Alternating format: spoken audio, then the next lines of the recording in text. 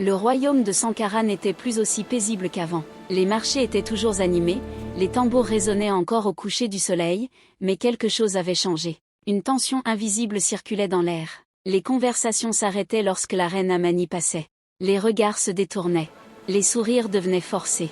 La nouvelle s'était répandue comme un feu dans la savane. Le roi devait prendre une décision.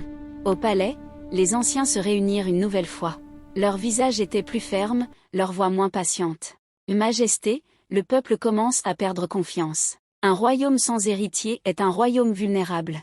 Le roi Kémani resta silencieux longtemps. Trop longtemps.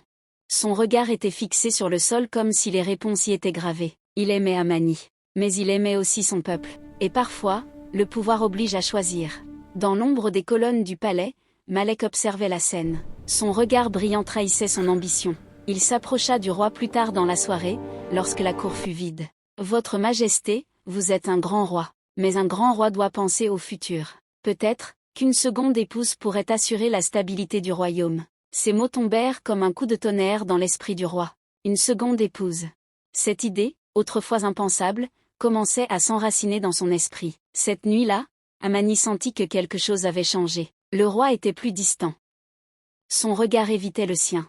Son silence était plus lourd que d'habitude. « Kémani, que se passe-t-il » demanda-t-elle d'une voix douce mais tremblante. Le roi hésita. Son cœur battait fort. « Le royaume a besoin d'un héritier ?»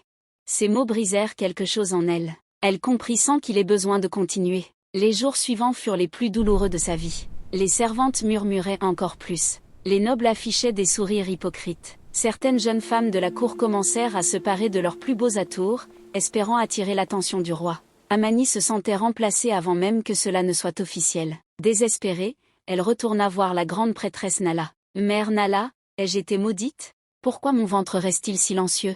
La prêtresse la regarda longuement, comme si elle voyait au-delà du visible. Il existe des vérités que les hommes ignorent, et des épreuves qui révèlent la grandeur d'une âme. Ton histoire n'est pas terminée, Amani, mais le chemin sera douloureux. Pendant ce temps, Malek avançait ses pions. Il proposa au roi une alliance stratégique avec un royaume voisin.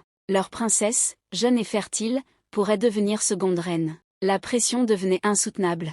Un soir, devant toute la cour réunie, le roi convoqua une assemblée officielle. Les tambours cessèrent.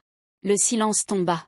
Amani était assise à ses côtés, le dos droit, le cœur en miettes. Le roi se leva. « Pour assurer l'avenir de Sankara, je prendrai une décision dans les jours à venir. » Il ne prononça pas encore les mots fatals, mais tout le monde comprit. Cette nuit-là, seule dans sa chambre, Amani laissa enfin couler ses larmes. Elle pleura pour son amour. Elle pleura pour son honneur. Elle pleura pour cette injustice que tant de femmes vivent en silence. Mais au milieu de ses larmes, une pensée nouvelle naquit. Et si son destin ne dépendait pas du roi? Et si sa valeur ne dépendait pas d'un enfant? Au même moment, dans les couloirs sombres du palais, Malek souriait. Il croyait d'avoir gagné. Il ignorait qu'un secret ancien, enfoui depuis des générations, s'apprêtait à refaire surface, un secret qui pourrait tout changer. Et alors que le vent soufflait sur le royaume endormi, une vieille prophétie murmurait dans l'obscurité. « Et celle qu'on croit stérile portera la lumière, mais pas de la manière que le monde attend. »